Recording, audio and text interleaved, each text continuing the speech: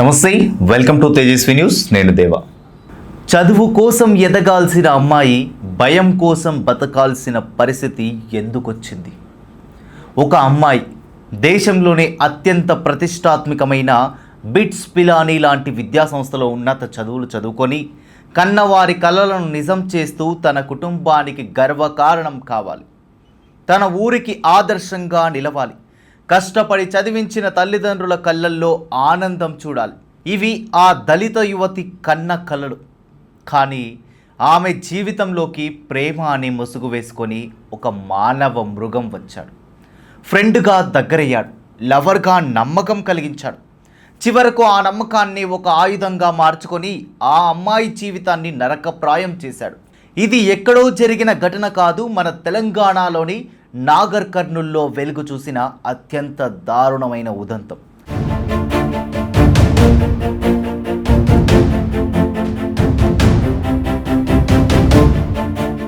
అహ్మద్ అనే ఒక లవ్ జిహాద్ ఉన్మాది అరాచక పర్వం ఇది.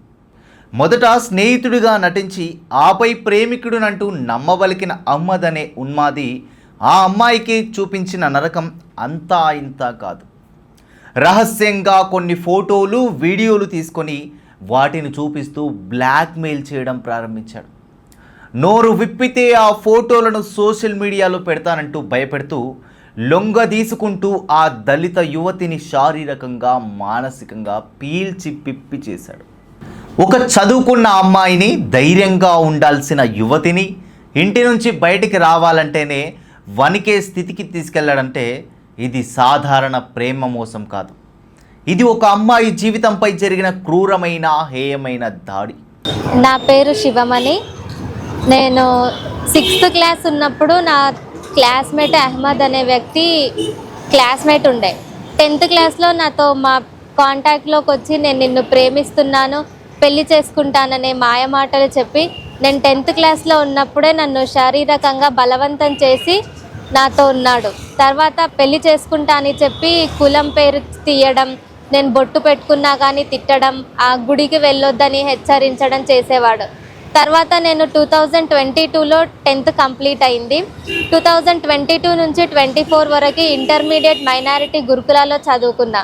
అప్పుడు నాకు అహ్మద్ అంత కాంటాక్ట్లో లేకున్నాడు. 2024లో నేను షాద్నగర్లో ఉన్న MSN ఫార్మా కంపెనీలో జాయిన్ అయినప్పుడు అక్కడికి కూడా వచ్చి నువ్వు ఎట్లా చదువుకుంటావో, నువ్వు బయటికి వెళ్ళొద్దు, బయటికి ఎందుకు వెళ్ళినావు, నువ్వు చదువుకుంటే కూడా నీకు అన్నీ ఇష్టం ఉన్నట్టు ఎందుకు చేస్తున్నావు, నన్ను అడగకుండా అని చెప్పి నేనుండే హాస్టల్ దగ్గరకు వచ్చి కొట్టేవాడు.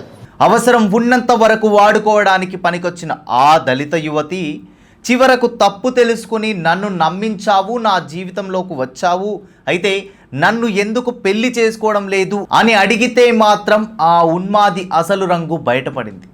నువ్వు మా మతం కాదు, మా కులం కాదు అంటూ అత్యంత హీనంగా దూషించాడు. కులాన్ని చూపించి తక్కువ చేసి మాట్లాడాడు. వాడుకోవాల్సినప్పుడు ప్రేమ గుర్తొచ్చింది, బాధ్యత తీసుకోవాల్సినప్పుడు మాత్రం కులం మతం అడ్డొచ్చాయా? ఇది ప్రేమ కాదు, మోసం, దౌర్జన్యం, ఒక యువతి గౌరవాన్ని నాశనం చేసే పాశవిక ఆటవిక మనస్తత్వం. ఇంతటితో ఆగకుండా ఆ బాధితురాలని బలవంతంగా కిడ్నాప్ చేసి అపహరించుకుపోయారనే ఆరోపణలు కూడా వచ్చాయి. కన్న కూతురు కనిపించకుండా పోవడంతో గుండె పగిలిన ఆ తల్లి పోలీసులను ఆశ్రయించింది. తల్లి ఇచ్చిన ఫిర్యాదు మేరకు మిస్సింగ్ కేసు నమోదు చేసిన పోలీసులు యువతి జాడ కనుక్కొని నిందితుడు అహ్మద్ను రిమాండ్కు అయితే తరలించారు. కానీ ప్రశ్న ఇక్కడే మొదలవుతోంది. ఒక దళిత యువతిని ఇంతలా వేధించి కులం పేరుతో దూషించారనే స్పష్టమైన ఆరోపణలు ఉంటే నిందితుడిపై SC/ST అట్రాసిటీ చట్టం ఎందుకు వెంటనే పరిగణలోకి తీసుకోలేదు? బాధిత కుటుంబం చెప్పిన మాటలను ఎందుకు పూర్తిగా వినలేదు? కేవలం మిస్సింగ్ కేసుతోనే ఈ అరాచకాన్ని ఆపేస్తారా?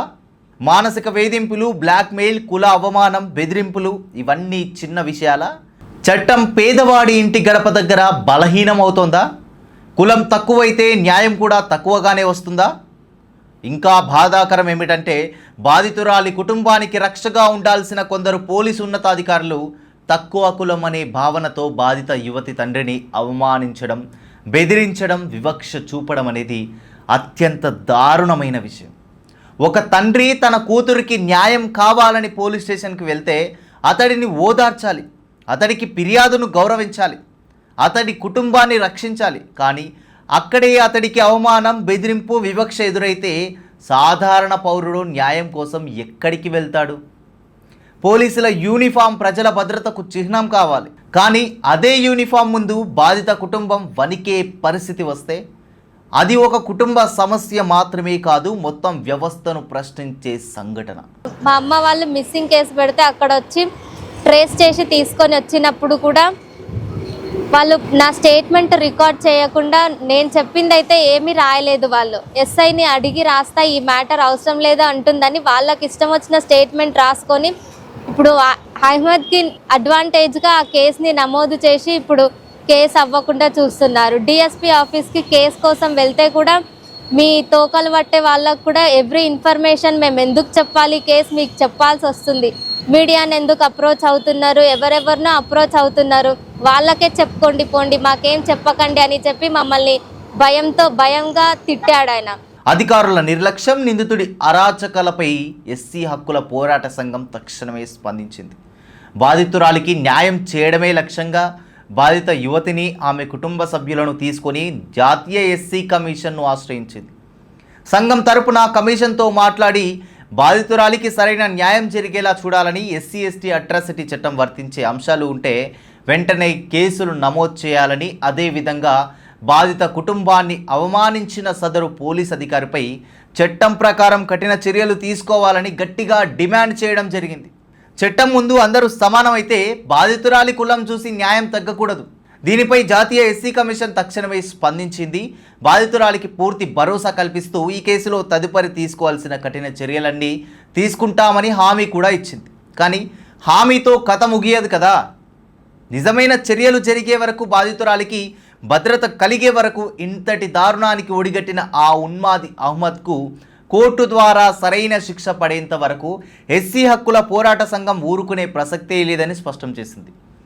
మరి అమ్మాయి భవిష్యత్తును దృష్టిలో ఉంచుకొని బాధిత యువతికి, ఆమె తల్లిదండ్రులకు ప్రత్యేకంగా కౌన్సిలింగ్ ఇచ్చి సమాజంలో ధైర్యంగా తలెత్తుకొని బ్రతికేలా పూర్తి భరోసానిచ్చింది సంఘం. నేను ఇక్కడ ఎస్సీ నేషనల్ కమిషన్ని ఆశ్రయించాను. అహ్మద్కి కఠిన శిక్ష విధించాలి.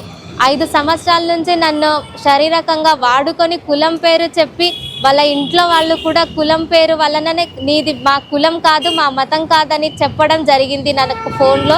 వాళ్ళు కూడా అవమానించారు. ఆయనకి కఠిన శిక్ష విధించాలి. అసలు ఈ స్టేట్లో అయినా కాదు, దళిత అమ్మాయి దిక్కు చూడాలంటే కూడా భయపడాలి.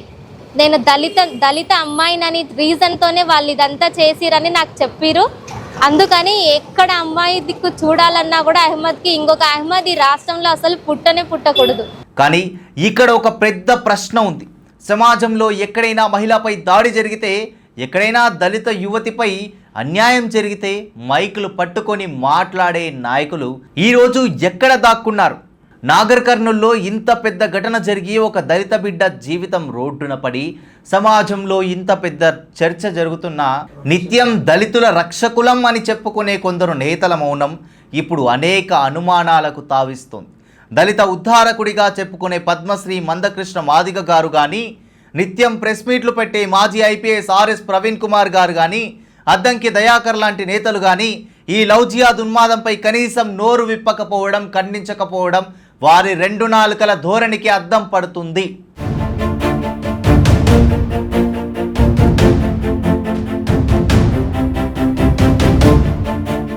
మొన్న బండి భగీరథ్ విషయంలో మాజీ ఐపీఎస్ ఆర్ఎస్ ప్రవీణ్ కుమార్ గారు తెగ రెచ్చిపోయారు. ఆడవాళ్లపై ఇలాంటి ఆకృత్యాలు చేస్తున్న మానవ మృగాలను ఉరితీయాలంటూ ఒక రేంజ్లో ప్రెస్ మీట్లు పెట్టి సినిమా డైలాగులు చెప్పారు. మరి ఇప్పుడు అహ్మద్ అనే లవ్ జిహాద్ గాడి వలలో పడి మోసపోయిన ఈ దళిత బాధితురాలి తరపున ఎందుకు మాట్లాడడం లేదు ఆర్ఎస్ ప్రవీణ్ కుమార్ గారు? బాధితురాలు దళితురాలు కాదా? ఆమె కన్నీళ్లు కావా? ఆమె గౌరవం కాదా? అందులోనూ ఆ బాధితురాలు మీ సొంత జిల్లాకు చెందిన అమ్మాయే కదా. అయినా సరే ఆర్ఎస్ ప్రవీణ్ కుమార్ గారు నోరు మూసుకొని ఎందుకు కూర్చున్నారు? మీకు బాధ్యత లేదా? కనీసం ఖండించరా? ఓహో, హిందువుల విషయంలోనే తమరు ప్రెస్ మీట్లు పెడతారా? అదే అవతలవాడు అహ్మద్ అయితే మీరు మాట్లాడరా? ఎందుకు? ముస్లింలంటే మీకు భయమా ఆర్ఎస్ ప్రవీణ్ కుమార్ గారు? దళిత హక్కులంటే మీకు కేవలం మీరు ఎంపిక చేసుకున్న కేసులకేనా? బాధితురాలి తరపున న్యాయం కూడా రాజకీయ సౌకర్యం చూసుకొని మాట్లాడాలా? కేవలం వీరే కాదు, మొన్న బండి భగీరథ్ విషయంలో గొంతు చించుకున్న ఆ ఎర్రదండు మహిళామణులు ఇప్పుడు ఎక్కడ దాక్కున్నారు, ఏ కలుగుల్లో నిద్రపోతున్నారు? గొంతు చించుకొని ఆ అహ్మద్ గాడిపై ఎందుకు మాట్లాడడం లేదు? మీ నోళ్ళు ఎవరైనా కుట్టేశారా? లేక మీకు రావాల్సిన పేమెంట్లు ఇంకా అందలేదా? సమాధానం చెప్పాలి సంఘ సంస్కర్తల్లారా. అహ్మద్ గాడి అరాచకం జరిగి ఇన్నాళ్ళవుతున్నా మీరెందుకు మౌనంగా ఉన్నారు?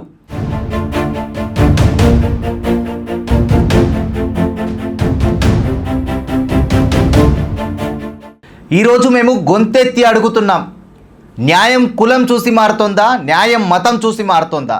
మహిళా భద్రత నిందితుడి పేరు చూసి మాట్లాడాలా? దళిత హక్కులు రాజకీయ సౌకర్యం ఉన్నప్పుడు మాత్రమే గుర్తొస్తాయా? బాధితురాలి కన్నీళ్లకు కూడా ఓటు బ్యాంకు విలువ చూసుకుంటారా? సమాధానం చెప్పాలి. ఈ సంఘటన మనందరికీ ఒక హెచ్చరిక. ప్రేమ పేరుతో మోసం చేసే ప్రతి మానవ మృగానికి చట్ట భయం తెలియాలి. బాధితురాలిని బ్లాక్మెయిల్ చేసే ప్రతి దుర్మార్గుడికి శిక్ష తప్పదనే నమ్మకం కూడా ఉండాలి. కులం పేరుతో అవమానించే ప్రతి మనస్తత్వం చట్టం ముందు నిలబడాలి. బాధితుల్ని అవమానించే ప్రతి అధికారిపై చర్య ఉండాలి. అప్పుడే సమాజంలో అమ్మాయిలకు భద్రత ఉంటుంది. అప్పుడే దళిత కుటుంబాలకు న్యాయం మీద విశ్వాసం ఉంటుంది. బాధితురాలి న్యాయం కోసం లేచిన ఈ స్వరం కేవలం ఒక కేసు కోసం కాదు, రేపటి ప్రతి అమ్మాయి భద్రత కోసం, ప్రతి దళిత కుటుంబ గౌరవం కోసం, చట్టం ముందు నిజమైన సమానత్వం కోసం. న్యాయం ఆలస్యం అవ్వచ్చు, కానీ ఈ పోరాటం ఆగదు. బాధితురాలకు న్యాయం కావాలి. నిందితుడికి చట్టపరమైన కఠిన శిక్ష పడాలి. వివక్ష చూపిన అధికారులపై చర్యలు తీసుకోవాలి. ఇది మా డిమాండ్, ఇది మా పోరాటం, ఇది బాధితురాలి గౌరవం కోసం జరిగే న్యాయ యుద్ధం.